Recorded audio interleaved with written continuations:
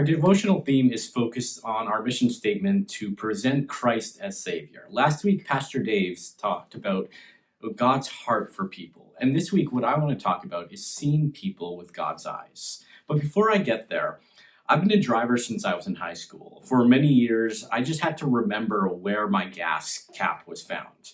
And sometimes I would get all the way into a gas section and I'd realize I put it on the wrong side. So I'd have to go out and figure out how to turn my car around in the gas station. But after a few years of driving, somebody changed my world because they pointed out on the dashboard right by the gas indicator, there's this tiny little arrow. And that arrow indicates which side the cap is on. And I drove for years without knowing about this. But that little arrow changed how I drove because it brought to my attention, and that awareness changed how I drove. And when it comes to the gospel, sometimes it's like these little arrow indicators. We aren't really aware of what they do, but they draw our attention and they indicate some very essential things that we need to be aware of, and they change how we approach life. In Matthew 9, Jesus has done many miraculous powers. He's done a lot of healings and a lot of different things, but he comes to a different ending. And what he does is he brings up indicators for how Christians should be aware of what direction we orient ourselves in regards to others. And so let's read Matthew 9 a little bit together. Jesus went through all the towns and villages, teaching in their synagogues, proclaiming the good news of the kingdom, and healing every disease and sickness.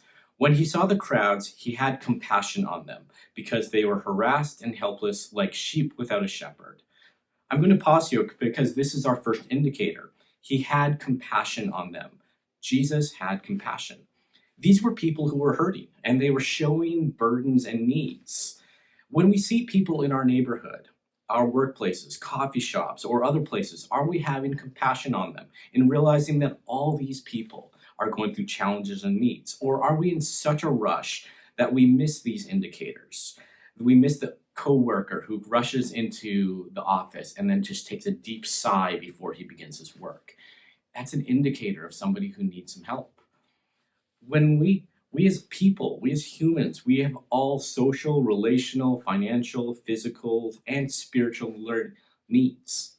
Learning to recognize these needs takes time, but we need to be able to see people with God's eyes, of having compassion and care for everyone, especially those we find ourselves fundamentally disagreeing with, whether politics or personal, because these are the people who need our care the most.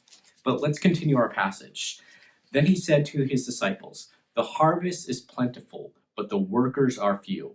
Ask the Lord of the harvest, therefore, to send out workers into his harvest field." Our next indicator is right here. The harvest is plentiful, but the workers are few.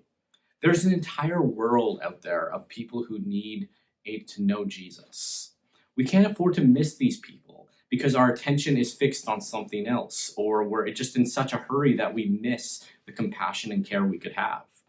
We must learn to love people and listen to them.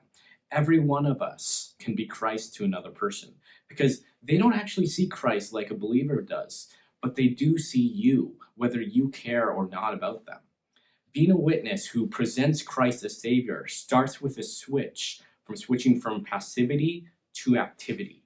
It means to actively, passionately pursue the lost in love. Joe Aldrich, he says this in a book called Gentle Persuasion. As I read the scriptures, I'm haunted by the idea that God is not so much asking you to tell your friends what a friend they have in Jesus, as in showing them what a friend they have in you. We miss a lot of opportunities to love of others because we are in such a hurry. We are in a hurry to get to our next appointment or our next place. Instead of keeping our attention on our phone, maybe we should change our attention to our neighbor or the people around us. Attention leads to awareness. Awareness leads to action, and action leads to change. To see people with God's eyes means we see people with compassion and caring, and they take our attention.